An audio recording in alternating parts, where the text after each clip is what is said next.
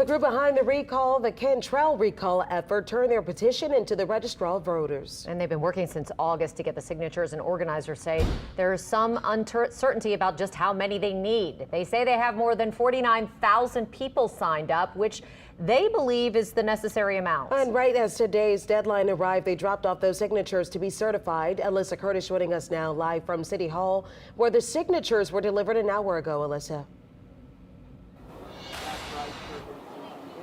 Good evening. That's right. We're at City Hall, and the recall group NOLATOYA Recall has officially dropped off those signatures to the Registrar of Voters office. They say that they have enough signatures to recall the mayor and force that recall election, but they are not disclosing exactly how many signatures they need.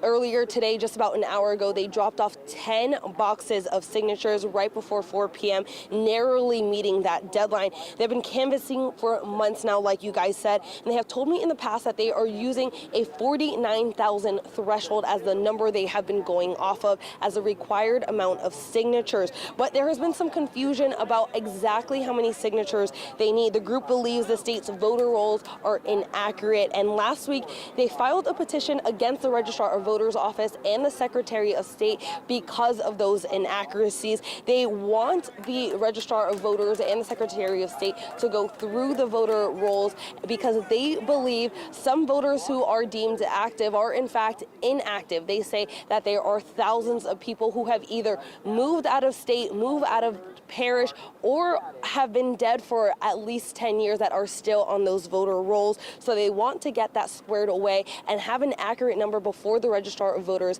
has or does officially count those petition signatures. Now, once the Registrar of Voters does start counting, they have 20 working days to validate those signatures. If they do meet that threshold and the petition does have enough signatures, that petition will then go to Governor Edwards. Governor Edwards will then have about 15 working days to declare whether or not there will be a recall election. Again, the group NOLATOYA Recall is not disclosing exactly how many number of signatures they have. They are saying partly because of litigation, partly because they do not want the mayor's team to know. Now, moments ago, I just got off the phone with a member of Mayor Cantrell's team. They said that they will not be commenting exactly on the petition, but that the mayor will be continuing to do her work to serve the people of New Orleans. They say we just came off of a good Mardi Gras season, and that Mayor Cantrell is continuing to do the work. So we're reporting live out here at City Hall. We'll have more for you coming up at 6 p.m. Alyssa Curtis, Eyewitness News. All right, we look forward to that. Thank you, Alyssa. And we want to give you some more context on all of this.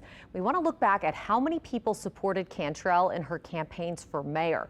She avoided a runoff in 2021, making that race her biggest win, but it also had the lowest turnout. She received just over 75,000 votes for mayor with a turnout of 29%.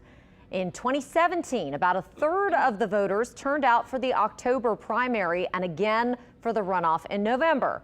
Cantrell received 32,000 votes in October and more than 51,000 in the runoff, where she won re-election.